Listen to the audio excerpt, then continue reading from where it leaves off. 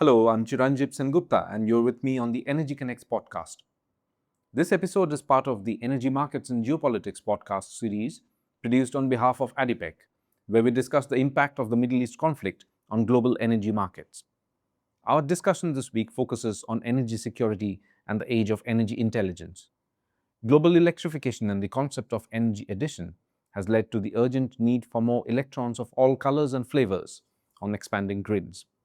One technology that can help optimize energy efficiency and support energy security in the long run is carbon capture and storage, or CCS. And to discuss more about CCS, I'm joined by Jarad Daniels, the CEO of Global CCS Institute.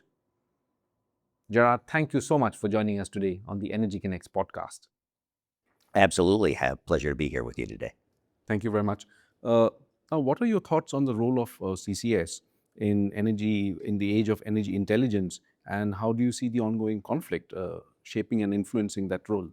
Yeah, I mean, it's a wide-ranging, topic for conversation here. I think we're in this, this age of energy intelligence, meaning that we're seeing globally more things get electrified. We're seeing a desire to have energy additionality and more electrons of all kinds and all colors and flavors on ever-expanding grids around the world. And so, my view is that all the math and analysis suggests that fossil energy with carbon capture and storage is a part of that optimized, low carbon, low cost, secure, reliable energy grid and solution set. The answer of what percentage of the overall system depends on where you are and what other economically available and attractive choices there are. And that varies region by region and in governance model to governance model. But I think CCS on coal in some regions and some countries, for China as an example, where we see technology leadership that they're developing at scale, and gas. And we can talk about that later in terms of what's the role for natural gas combined cycle combined with carbon capture and storage to provide additional electric power for data centers and hyperscalers and AI. But I think in general, globally, this is a trend that we would expect to see growing as we go forward.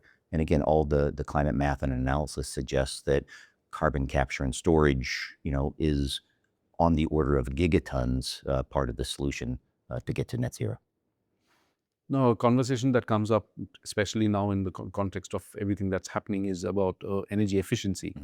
And how do you see the role of low carbon technologies in CCS in shaping that future? Yeah, well, and again, I myself am a product of the United States Department of Energy. I think I worked at DOE for more than half my chronological age. And, as much energy efficiency is in everybody's best interest, right? And usually it's one of the lowest hanging fruits in terms of, cost versus performance.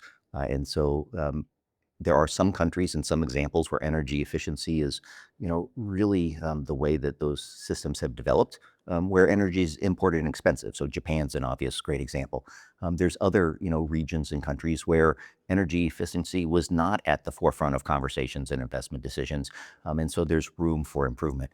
My view is that as the developing economies expand, making sure that energy efficiency is a large part of that strategic investment conversation is in everybody's best interest, right? The world still needs, more energy globally, and that would help us all, especially given, some of the concerns and crisis considerations that we have now.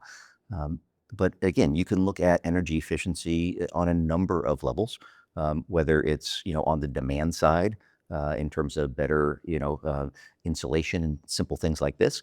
You can look at it in terms of from a generation perspective. And again, the many governments have led iterative improvement in the existing technology. So if you just take, gas turbines, for example, the amount of technology advancement and increasing efficiency in the generation set, tremendous progress, and, continued progress in some of the more, younger generation technologies that are out there.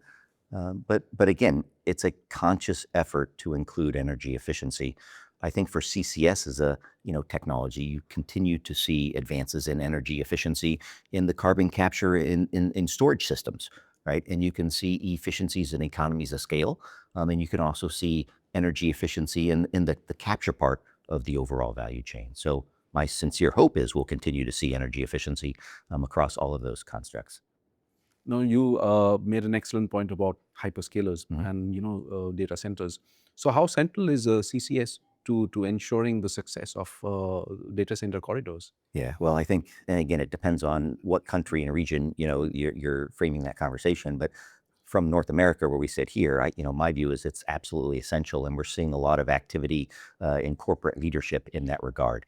And so, if you look back over the last 20 years or so, incremental electricity, stationary electric demand in the United States was growing at maybe 0.5%, 1% a year, relatively flat. We had existing, spinning reserve and gas turbines and others to, meet that demand.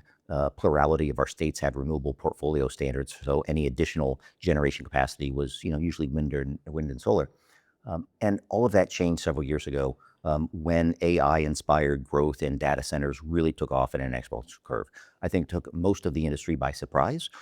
And trying to win the AI race and make sure that, from a sovereign security, economic security, that's a big part of, the U.S. future.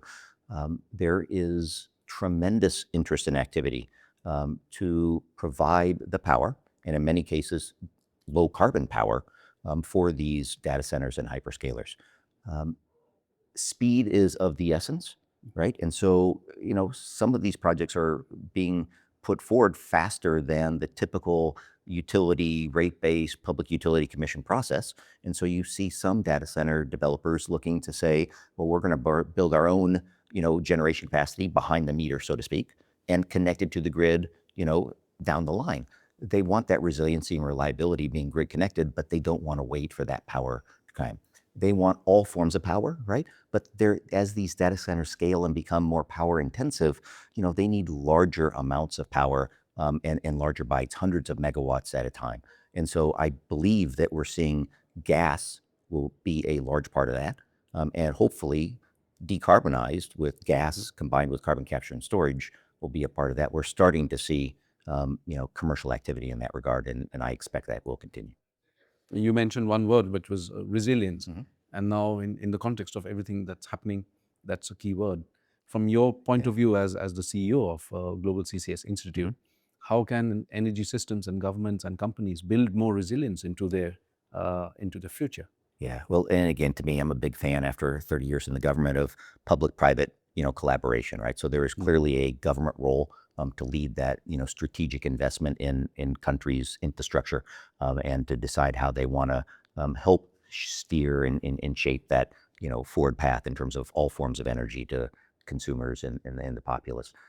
Clearly, this is based on where the technologies are now and the economics of where the technologies are now.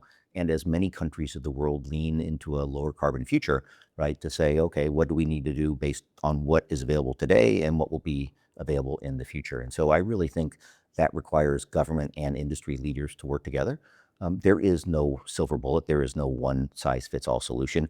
You have to look at that from a complete energy system. I think what we've seen with all the recent events is a rebalancing of energy security and economic performance and environmental performance. This is not an either or, this is a yes and conversation. And you've seen that sort of rebalanced. I think Ukraine started to rebalance that. Certainly the last several weeks have amplified the energy security and resilience aspects of that overall conversation. I think in the stationary electric power sector, you have many choices, right, in terms of the technologies that generate the electrons. In the transportation sector, it's still dominated by hydrocarbons. You're seeing, shifts toward electrification of transport.